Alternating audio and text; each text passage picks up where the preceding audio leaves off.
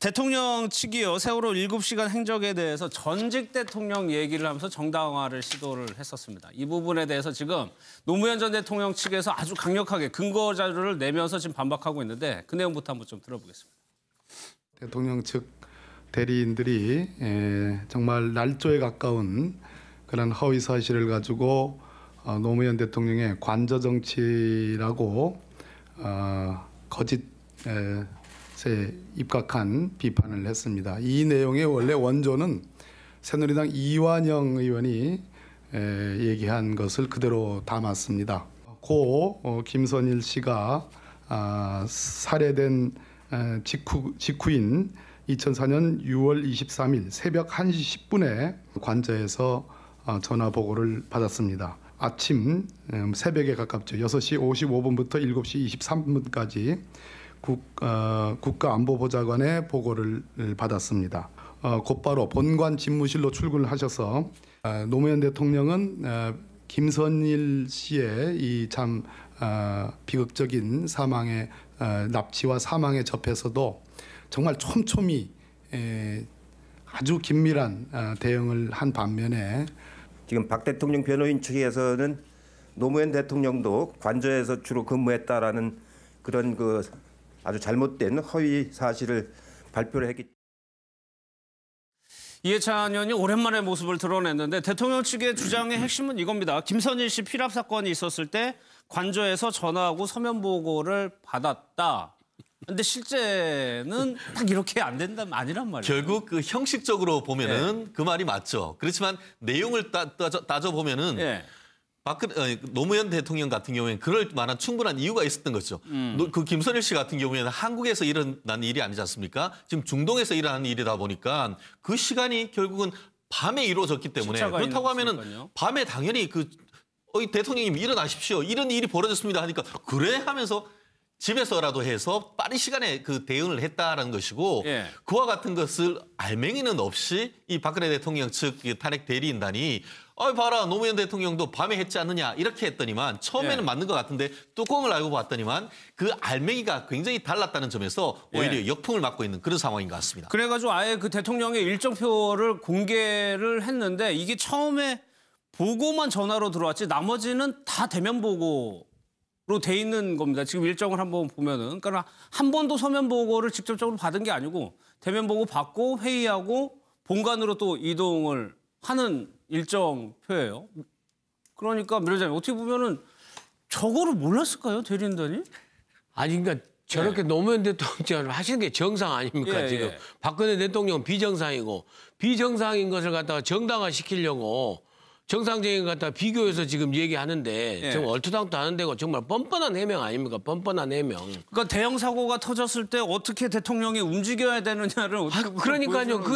지금 김선일 씨 사망도 큰 사건이지만은 그 세월호 사건하고 김선일 사망 사건 우리가 비중으로 생각하면 비교나 됩니까? 그리고 심지어는 지금 박근혜 대통령에 대한 불신이 어디까지 나오냐면은요. 지진이 일어나도 대통령 주무실 때는 보고하지 말아라. 그런 이런 인터뷰도 있었지 않습니까? 그런 정부에서 무슨 저렇게 노무현 대통령을 왜 끄집어져서 비교돼서 하는 건지 정말 뻔뻔한 해명이고 더 분노를 더 끓게 한다니까요. 저게 보고 방식의 문제가 아니고 서면 보고냐 유선 보고냐 대면 보고냐도 중요하지만 토론입니다. 토론. 뭐냐면은 참모들로부터 의견을 들어서 좀 더 나은 결론을 도출한다는 거거든요. 대통령은 당연히 국가 공무원들을 참모진으로 거느리면서 우리나라가 얼마나 큰 나라입니까? 그 경제 규모만 하더라도 세계에서 15번째 이내에 드는 나라입니다. 아무리 훌륭한 사람이라도 혼자서 이 나라를 끌고 가기가 벅차죠, 당연히. 혼자서 끌고 가려다 보니까 결과적으로 이렇게 무능한 정권이 되는 겁니다.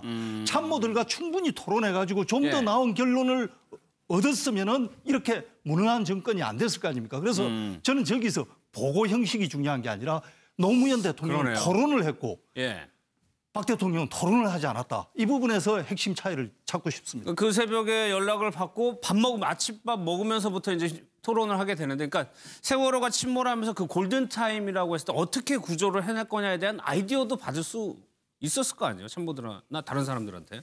그렇죠. 일단 저런 중대한 사건이 발생했을 때 리더, 특히 대통령이라면 그와 관련된 참모들을 긴급하게 소집을 해서 이 상황에 우리가 어떻게 대처해야 되냐. 그러면 여기서 각각 역할은 또 어떻게 되는 거냐. 그래서 각각 예를 들면 국가안보실장은 빨리 이 조치 취하세요. 해경청장은 제가 직접 전화하겠습니다. 딱딱딱 해가지고 빨리빨리 긴급 위기 대응을 해야 하는 것이 대통령의 기본적인 책무이거든요. 그런데 그날 어쨌든 공개된 일정을 보면 대통령이 점심도 혼자 드셨죠. 저녁도 혼자 드셨어요. 그러니까 이게 참 저는 이제 지금 아까 대리인단의 얘기 이런 걸 들으면 지금 이 대리인단은 자신들이 보고 싶은 것, 자신들이 말하고 싶은 것만 말합니다. 그런데 그게 국민들이 보기에 사실이 아니에요.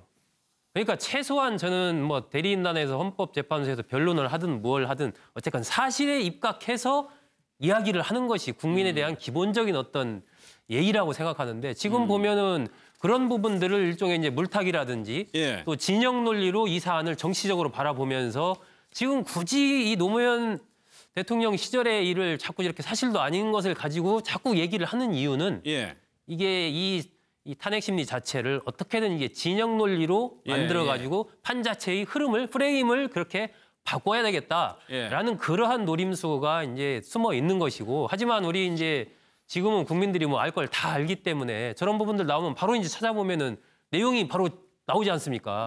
관저 정치가 아니고 사실상 그날 일과 시간 전에 이런 보고를 받았고 일과 시간 출근하면서는 바로 집무실로 가서 여러 가지 행동을 했고 이런 부분들이 나오기 때문에 국민들이 보기에는 대리인단의 저런 주장이 정말로 이른바 궤변에 해당이 되는 것이죠. 그러니까 저런 얘기를 하면 할수록 이 격이 더 떨어지는 겁니다, 사실상. 저는 또 저거를 보고 그 일정표가 노무현 대통령이 그날의 일정표가 있다는 것 자체도 조금 놀랍더라고요. 대통령은 없다는 거 아닙니까? 지금 만들어서 겨우겨우 내고 있잖아요. 그렇죠. 그러니까 관저에서 그냥 집에 계시니까 재택근무로 계시니까 일정이 사실 없는 거죠. 그리고 다 이제 그 서면 보고를 해서 이렇게 보고 받고 하니까는 나와서 움직이는 일정이 공식 일정. 그러니까 대통령 집무실이 그건 행사장이에요, 행사장. 그리고 집이 그냥 그 집무실이고 이를테면은 이런 상황이 된 거고 그다음에 그 관저 정치라고 지금 또 이렇게 얘기를 하는데요. 관저 정치 개념도 완전히 잘 모르는 거예요. 노무현 대통령이나 김대중 대통령은 아침에 일어나서 출근해가지고 본관 집무실에 다 근무를 하시고 난 다음에 집에 퇴근해서 관저에 들어가서 나머지 다른 분들과 소통하기 위해서 다른 그 친한 사람들 불러서 뭐 그 종교적인 예배도 보기도 하고 또 그 얘기도 시중 얘기도 듣기도 하고 또 본인이 생각했던 걸 갖다가 또 다른 그 가까운 그 지인들에게 또 물어보기도 하고 그렇게 해서 일과 시간 후에 퇴근 시간 후에 집에서 하는 그런 의미에서 관저 정치지 지금 저 답변서에 있는 그런 그 나쁜 의미에서 관저 정치가 아니에요. 노건평 씨 얘기도 잠깐 나왔는데 그러면 이 대리인단 측에서는 법리적인 싸움, 헌재에서 법리적인 싸움보다는 정치적으로 지금 이분법적으로 접근하는 거 아닌가요? 결국 이런 부분은 나름대로의 전략이 그런 것 같습니다. 일단 그 헌법재판소에서 이게 4월 16일 날 2013년 4월 16일 날에 해서 시간적 순서대로 개인적인 일과 공적인 일을 밝혀라라고 하니까 그 부분에 대해서는 16쪽의 A4 용지 16쪽에 돼 있는 것에 대해서 도표를 통해서 시간적 순서로 쭉 하고 나름대로 증거는 합니다. 그렇게 해서 일단 밝힌과 동시에 아시다시피 헌법재판소란 것이 정치적 사법이다 보니까 사법적인 부분에 대해서도 얘기하는 것과 동시에 정치적 측면에서도 상당 부분 대응을 하는 논리를 세우고 있다. 한마디로 이 부분에 있어가지고 봐라 나만 잘못했느냐. 노무현 정부에서도 이와 같은 잘못을 있다라는 취지로 해서 결국은 그 본인 그 박근혜 대통령을 지지하는 측에 대한 메시지를 던지고 그와 함께 헌재에다 얘기하는 게 아니고 헌재에다 얘기를 하면서 그와 동시에 그것도 사실은 팩트지 않습니까? 말은 팩트를 던집니다만 그에 들인 행간의 의미인 것은 사실상 본인 그 박근혜 대통령의 지지 세력에 대해서 나는 잘못한 것이 없고 오히려 이전 정부의 잘못한 것이 더 크다라는 것을 부각시킴으로 해서 지지율을 끌어올리려고 하는 의도도 사실상 숨어 있는 것이라고 해석하는 것이 나름대로 바른 것이 아닌가 생각합니다. 저기서 지금 봉화대군이 나온 거는 이거죠. 최순실 씨의 비선실세 역할하고 관련해서 그럼 다른 정부에는 비선실세가 없었냐. 다른 정부에는 또 비선실세가 있었는데 탄핵을 안 했으면서 왜 나만 갖고 그러느냐. 이거거든요. 예를 들자면 이제 그 노무현 전 대통령 시절에 형 노건평 씨가 그 남상국 대우조선 사장으로부터 연임 청탁을 받았지 않았냐. 그거는 최순실 씨하고 한 거하고 뭐 비슷한 거 아니냐. 그리고 예. 또 그 MB 정부 때 이명박 정부 때는 이상덕 전 국회의장이 만사 형통으로 불릴 만큼 국정에 관여하지 않았냐. 뭐 그때 탄핵을 안 했는데 왜 지금 탄핵을 하느냐. 이게 이제 주된 논리인데 사실은 이상덕 전 국회의장이라든지 노건평 두 분 다 형사적인 절차를 처벌을 받았죠. 형사적인 처벌을 받았는데 그러면 이제 탄핵이 차이가 나는데 저는 이런 얘기를 하고 싶습니다. 임계치라는 게 있거든요. 음식이 오래됐다고 해가지고 다 같은 음식이 아닙니다. 그중에는 상한 음식도 있고 썩은 음식도 생길 수 있는데 임계치를 넘으면 그렇게 되는 겁니다.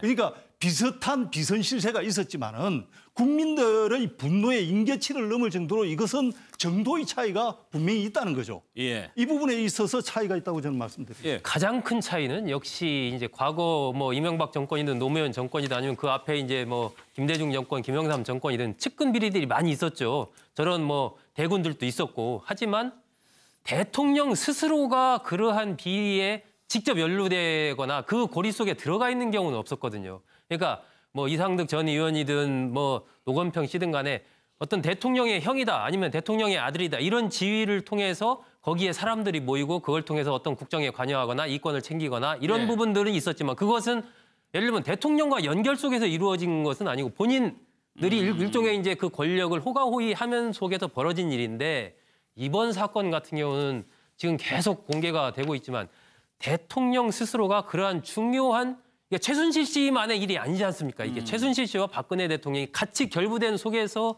이번 사태가 발생했기 때문에 이건 질적으로 과거의 그런 이른바 측근 비리와는 질적으로 완전히 다른 사안이라고 봐야죠. 직무정지 때에서의 행보도 좀 차이가 나는데 민원재 지금 그렇죠. 청와대에서는 설 전에 무언가 기자회견이든 토론이든 무언가를 하겠다는 기류거든요. 그러니까 이제 그 직무정지 기간에 노무현 대통령께서는 뒷산에 같이 기자분들과 이렇게 가서 했는데 그때 당시에 박근혜 대통령처럼 이렇게 탄핵의 현안에 대해서 일절 얘기를 안 하셨어요. 그런데 이제 박근혜 대통령 완전히 변명을 했지 않습니까? 근데 그 변명을 하다 보니까 약간 이제 맞불 그 친박 단체에서 태극기가 좀 이렇게 많이 나오고 하니까 거기에 좀 더 결집시키려는 의도가 있는지 몰라도 구정 전에 이 밥상머리 민심을 좀 겨냥해가지고 구정 전에 설날 밥상머리 민심을 겨냥해서 친박을 갖다가 아주 총 결집시키기 위해서 그 연휴 기간 일요일 중에 그러니까 또 평일에는 지금 현재 직무정지가 있기 때문에 대통령 업무를 못 하지 않습니까? 그러니까 일요일 날이나 어떤 공휴일 날을 택해가지고 간담회 형식으로 해서 또 이제 그 대통령의 주장을 또 쫙 혼자 일방적으로 그럴 계획이 좀 있는 걸로 지금 알고 있습니다. 그러면은 보수 대통령을 지지하는 입장에서는 아무래도 그게 좀 효과를 발휘할까요? 그럴 수도 있죠. 사실 그렇기 때문에 지난번 1월 1일 날 그와 같은 박근혜 대통령의 대통령 간담회가 있으니까 야당에서 굉장히 강력하게 반발을 했습니다. 결국 본인이 하고 싶은 얘기를 주로 하고 거기다가 이제 뭐 녹음기라든가 이런 것들은 들어오지 못하게 했던 그런 형식 자체, 내용 자체에도 상당히 비판적이었는데 지금 박근혜 대통령 측 논리는 뭐냐면은 지금 특검에서 어떠냐. 다른 일반적인 검찰하고 달리 하나하나 수사 내용을 거의 다 외부에 알리면서 언론의 어떤 그 여론의 힘을 빌려서 이와 같은 박근혜 대통령을 압박하지 않느냐. 그렇다고 하면은 이른바 무기 대등의 원칙상 우리도 그렇게 하는 것이 맞지 않느냐. 그런 식으로 얘기를 하면서 그 시점을 그 설날 구정 연휴 직전에 해서 한마디로 사실 상당한 비판이 있는 건 사실입니다. 그럼에도 불구하고 이번에 마지막 승부수다라고 하면서 승부수를 던지면서 여론의 어떤 흐름을 반전하려고 하는 것을 하는데 이번에 형식 같은 경우에는 지난번에 형식이 상당히 일방적이었다라는 것에 반해서 이번에는 이른바 끝장 토론을 하겠다라고 해서 본인이 얘기하는 것을 넘어 그 기자들이 질문을 다 받아서 그 부분에 대해서 어떤 의혹을 하나하나 벗기겠다라고 하는데 과연 그와 같은 승부수가 통할지 여부 또 한 가지 또 그 문제는 뭐냐면은 기자란이 과연 그와 같은 시도에 오케이 하면서 그와 같은 행사에 참가할지 그 부분도 우리가 눈여겨봐야 될 부분이 아닌가 싶습니다. 그렇다면 이 사태의 결과 원인은 그 관저정치라는 생소한 용어 때문에 비롯됐다고 봐야 될 것 같은데 정치 청와대 경호부장은 나쁜 대통령이라고 평가를 했었나요? 경호원들이 사실은 직무상 기밀 누설을 막기 위해 가지고 말을 안 해서 그렇지 사실은 바로 대통령을 지근거리에서 지켜보면서 가장 잘 알고 있는 사람들 아닙니까? 그렇죠. 그 전직 대통령들을 모셨던 경호원이 지금 이 사태를 지켜보니까 너무 답답하고 화가 나서 정말 전직 대통령도 간접정치 재택근무를 했다. 이렇게 맞비교하는 거에 대해서 정말 화가 나서 못 참겠다 해가지고 저기 헛소리 하지 말라는 식으로 아예 SNS에 글을 올릴 모양인데 정말 그 관저에서 대통령이 근무할 수 있습니다. 대통령은 군 통수권자고 24시간이 근무 시간입니다. 그렇기 때문에 24시간 다 어떻게 사무실에 가 있습니까? 그중에 일부 시간은 그렇죠. 저 관저에서 일을 봐야죠. 그것까지는 맞는데 관저에서 일을 본다 하더라도 지금 박근혜 대통령이 관저에서 일을 본 스타일과 전직 다른 대통령들이 본 관저에서 일을 본 스타일은 완전히 차이가 나는 거죠. 그리고 지금 아까 앞서 직무정지 이후 국회에서 탄핵소추안이 통과된 이후에 노무현 전 대통령과 지금 박근혜 대통령의 대응 방침이 완전히 다른 것은 기본적으로 탄핵소추안이 통과된 이후에 국민들의 반응이 완전히 다르잖아요. 그 당시에 노무현 전 대통령 때는 국회에서 탄핵소추안 통과되고 나서 바로 탄핵 역풍이 불어가지고 촛불 집회가 오히려 탄핵하면 안 된다고 촛불 집회가 있었지 않습니까? 그러니까 노무현 대통령 입장에서는 느긋하게 그냥 기다리면 되는 상황이었고 지금은 뭐 탄핵하라고 하는 상황이니 적극적으로 방어를 해야 되는 상황이 완전히 다른 알겠습니다. 이 탄핵 심판이 정치적으로 좀 계속 흘러가는 것 같습니다. 마무리하겠습니다. 1분 뒤에 다시 돌아오겠습니다.